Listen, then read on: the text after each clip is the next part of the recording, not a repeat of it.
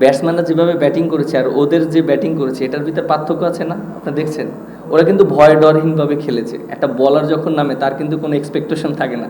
আপনি দেখেন যে মুজারাবানি যেভাবে ব্যাটিং করছে, নাহিদ রানার বল যেভাবে খেলেছে, 2-3টা কাঞ্চি লাগলে তো চার হয়েছে। তারপরে ইনগ্রাবা যেভাবে রান করেছে, সো আমার কাছে মনে হয় ওরা চান্স নিছে, সেটা ওদের কাজে লেগেছে, এর জন্য রানগুলো হয়েছে।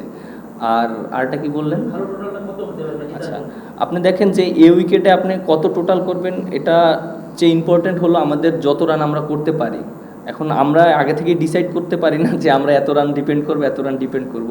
এটা এখনও আরও আমাদের 3 দিন খেলা আছে, আমাদের ব্যাটসম্যান আছে।